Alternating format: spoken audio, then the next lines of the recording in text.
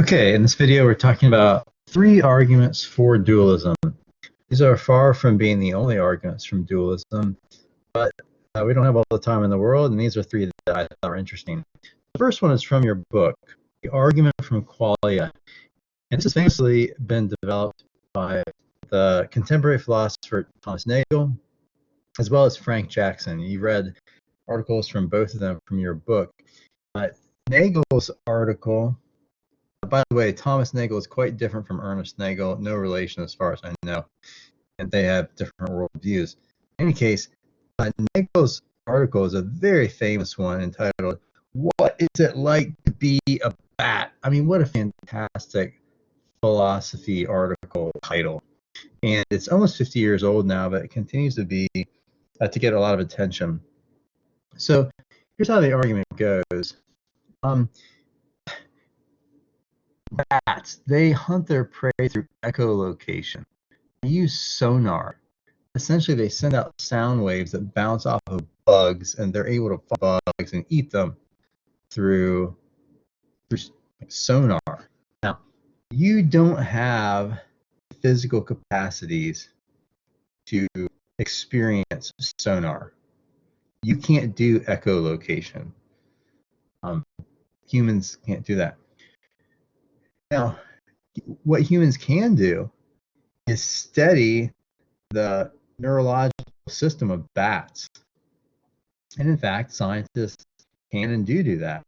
They can study all the brain structures about bats. They can study all their organs. They can study sound waves and how they work.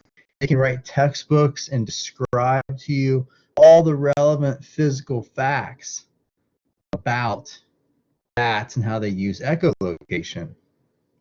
But you know what? They can never learn. They can learn all the physical facts that there are about bats. But they can never learn what it's like to be a bat. That is, they can never learn what it is like to experience echolocation from a first-person perspective. They can't ever learn what it is like to be a bat.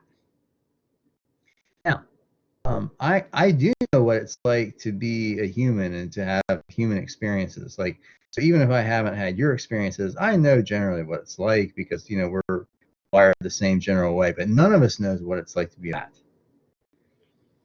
Now, what that means, according to Nagel, is that there is a fact in the world, a fact about bat consciousness, which is not a physical fact. No matter how much you know about brain chemistry and neurology of a bat, you don't know what it is like to be a bat. There's that crucial fact about sensation, about its experience, about its consciousness that you can only get from a first-person perspective. You can't get at it from the outside, from a third-person perspective, by studying merely physical facts. Now, Nagel uses a term, qualia, which he uses to refer to what it is like to have some experience. The point is, qualia are real facts, but they're not physical facts. Science can never get at the qualia. No matter how much scientists dissect bats, they never know what it's like to be a bat. So, from that, Nagel concludes dualism.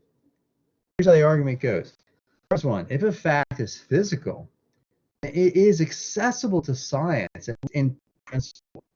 If there's a physical fact, then eventually, if we look at it, if we have a big enough microscope, if we dissect carefully enough, we can discover all the physical facts. Those are all accessible to science. Maybe we don't have a powerful enough microscope today or whatever, but we could in principle.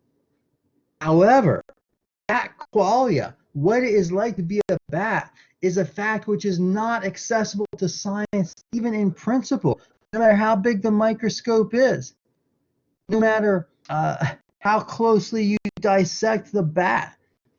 No matter how much you know about the chemistry of its brain synapses or about the physics of sound waves, you will never know what it is like to be a bat. You know what that means? That means that not all facts are physical, because you could know all the physical facts, but even when all the physical facts are in, you haven't captured all the facts. That means you've got some non-physical facts out there. In fact, all of the facts about consciousness are non-physical facts. They're qualia. Consciousness is not reducible to physical facts at all. That's Nagel's conclusion. Now, Nagel made this argument using bat qualia. But Jackson says, look, I mean, there's nothing special here about bats. We could run the same kind of argument from human experiences, right? So he gives us the example of Fred. Fred's a fictional thought experiment. This guy, Fred, who is a freak of nature and is born with extra cones in his eyes and is able to distinguish shades, two different colors that we are colorblind to. Where we just see red and we see that's the exact same color red as the other. We see a batch of tomatoes and we say they're all the same color red. Fred sees two different colors, call them red 1 and red 2, which are as different to him as blue and yellow are to us. Unless you have Fred's eyes, which are freak of nature eyes, you'll never know what it is like to be aware of red 1 and red 2. You're colorblind to red 1 and red 2. You'll never know what it's like to be Fred. So what that means is there is a fact about consciousness which can't be reduced to a mere physical fact. Now, why is that? You can know all there is to know about Fred's eye. You can dissect him. The scientists can study him. You can put him under the microscope. We can say, oh, yeah, we see exactly how this works. The wavelengths, the light frequencies are this way. He's got these cones that would obviously pick those up. And you can see how it all works physically. But you never know what it is like to see those two different colors. That's not a physical fact that you can get your hands on, that you can see under the microscope, that you can put. No, you can only grasp it from that first person perspective.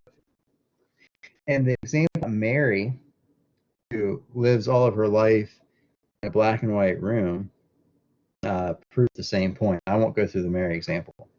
The point. Qualia are not physical facts. Facts about consciousness are not physical. So that entails a kind of dualism. Not everything about the mind is physical. There's a non-physical component here. And in particular, the brain has non-physical qualities. Its sensations, its qualia, its conscious experience is not reducible to the physical, the brain states. Okay, now what do the physicalists want to reply to this argument? Well, we're going to look at two different replies. First, we're going to look at David Lewis's reply. David Lewis is now dead, one of the great metaphysicians of the 20th century. But here's what Lewis wants to say, and this is in your book. He wants to say, qualia are not facts. Another word for qualia here is phenomenal information. So phenomena is like experience or appearances. The point is, he wants to say is phenomenal information and its special subject matter do not exist. So Nagel and Jackson want to say, look, there's a fact about consciousness, and the fact is there's a fact about what it is like to have this kind of experience. There's that qualia, that experience that we have, that way that we experience the world, or that the bat is experiencing the world, that Fred experiences the world.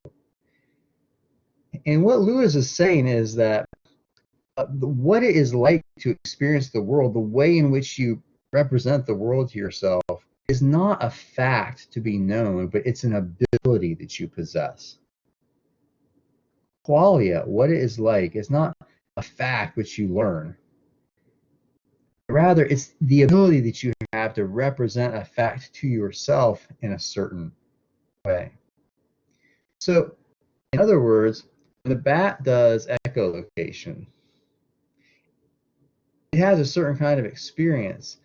But that experience, that qualia, is its way of representing to itself facts about bug and sound waves. Now, I can't represent to myself the facts about bugs and sound waves in the way that the bat does. I can represent it to myself by way of scientific descriptions. Sound waves go like this, and here's what mosquitoes do, and so forth. And here's how bat brains work. So there's the facts that we are representing are physical facts out there in the world. The way in which we're representing them to ourselves are very different. But the way in which we are representing them are not facts. They're just ways of representation. You think that works? I don't know. Well, I'll leave you to think about. Interestingly enough, Churchland doesn't take this way out. Now, Churchland, we know, is a hardcore materialist. He doesn't want any non-physical facts in the world, but he doesn't take Lewis's way. He actually concedes that there's no good, satisfying materialist explanation of qualia and how they could exist. However, he hasn't given up. He says that doesn't necessarily mean that there's no good materialist explanation. I just haven't come up with it yet. Science always wins in the end, and the explanations of the world always beat out explanations that rely on spooky stuff like God and souls and qualia. So eventually, we'll come up with one that works. That's Churchland's basic approach. Furthermore, he says, it's difficult to imagine how a non-physical substance would give us a satisfying explanation of these phenomena either. So he wants to say, look, what good does it do you to call in spooky properties, like non-physical properties, to explain how conscious experience works? Explaining how first-person consciousness happens is going to be tough for a dualist too. Property dualist or substance dualist. It's not like they got an easy explanation. They just want to say materialists can't explain it. Well, maybe we can't. Maybe the dualist can't explain either. So maybe we're both in the same tough situation. Now, those are things to think about. That's the argument from qualia, pro and con. Let me move on to a second argument here for dualism. The argument from justice.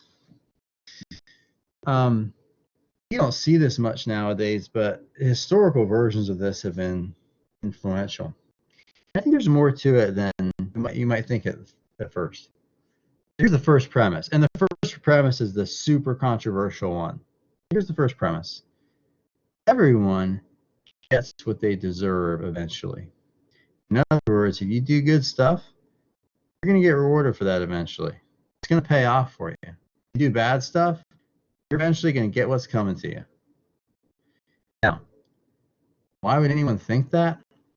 Well, a lot of reasons. I mean, maybe you got some idea of karma. Maybe you think the physical laws of the universe just work that way.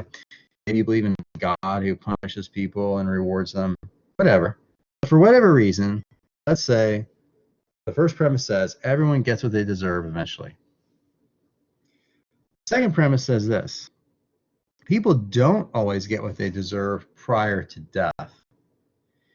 In other words, it often looks like really bad people who do terrible stuff have really nice lives and die fat and happy. And they just didn't get what was coming to them. Or on the other hand, it seems like really good people did a lot of good stuff, had really tough lives, and never really got the vindication they deserved. And maybe died in a lot of pain and so forth. So here's what the conclusion is.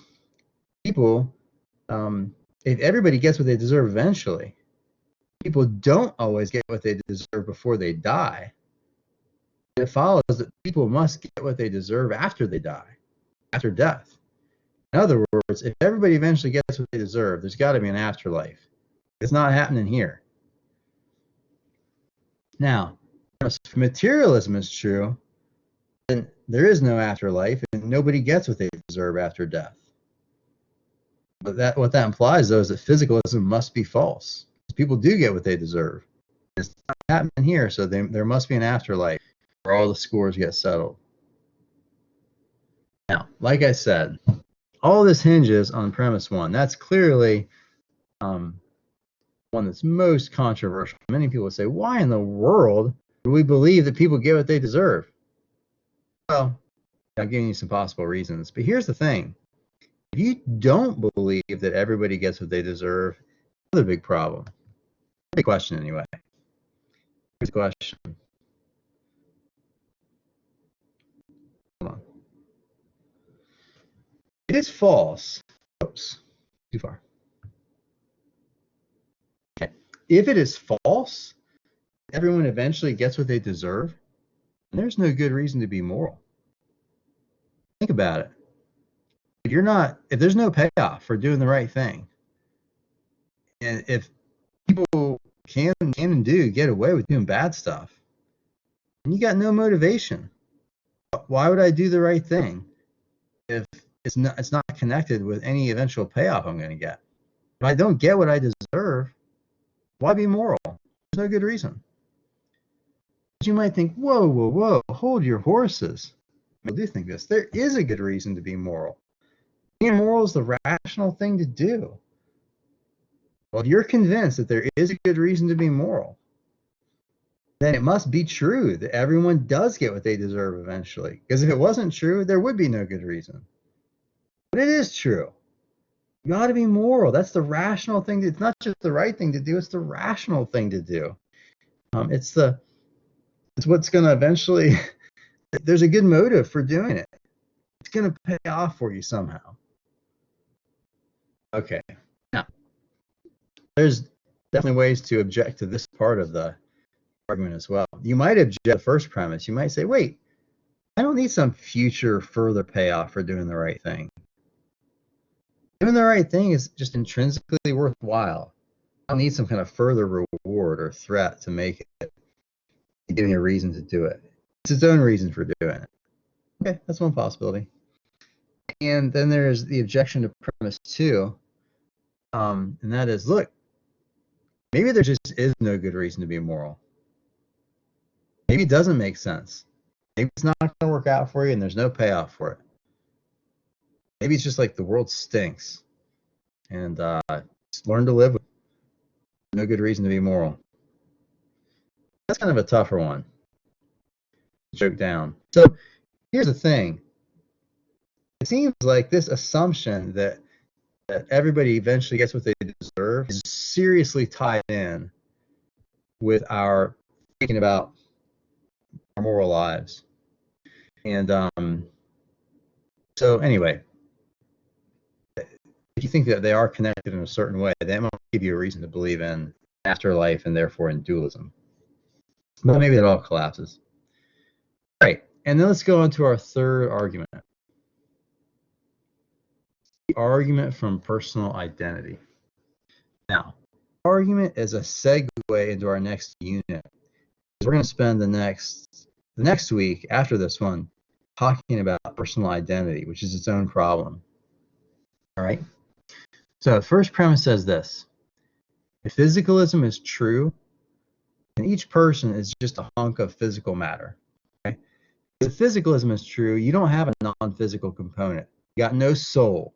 You got no like spirit hovering over your head somewhere in the vicinity of your body or something like that. No, none of that. There's just your body.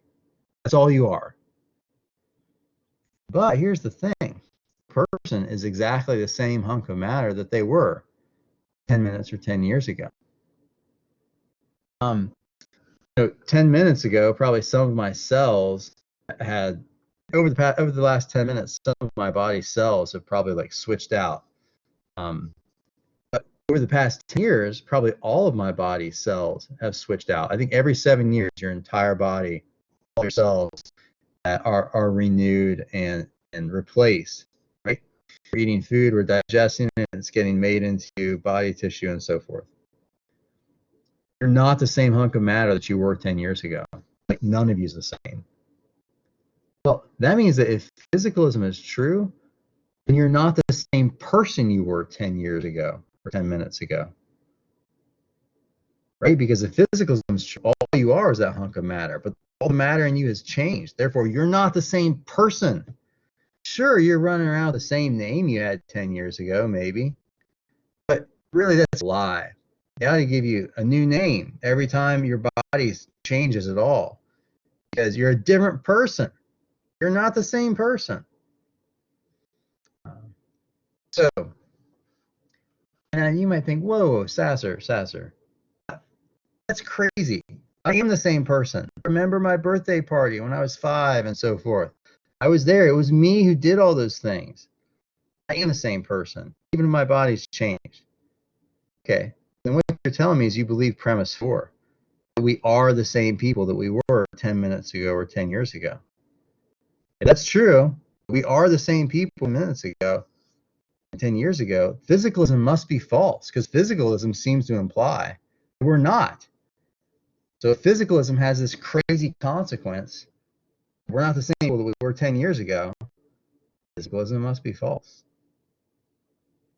If physicalism is false, that means you must have some non-physical spiritual component which has stayed the same through all of your physical changes and transformations.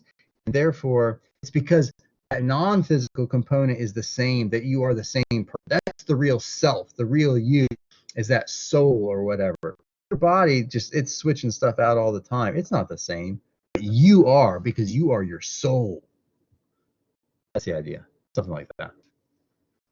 Now, what would physicalists say to this? By the way, this argument is pretty close to one that Thomas Reid is going to make that we're going to read later on.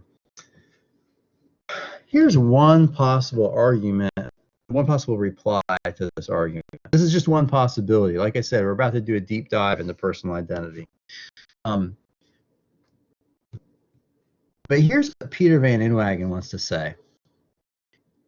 Van Inwagen wants to say that the first premise was false. Now, the first premise is the one that said, if physicalism is true, all you are is a hunk of matter. Van Inwagen says, pause, hold your horses.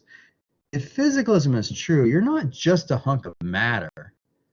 If physicalism is true, then what a person is an organism. I mean, my cell phone is a hunk of matter. I'm an organism. In an organism, all the parts work together to sustain the life of a living being, right? And what a person is, not every hunk of matter is an organism. Not every hunk of matter sustains a continuous life. So a physicalist should say that a person is an organism. Now, all the parts of an organism are purely material, but they work together in a unique way to sustain life.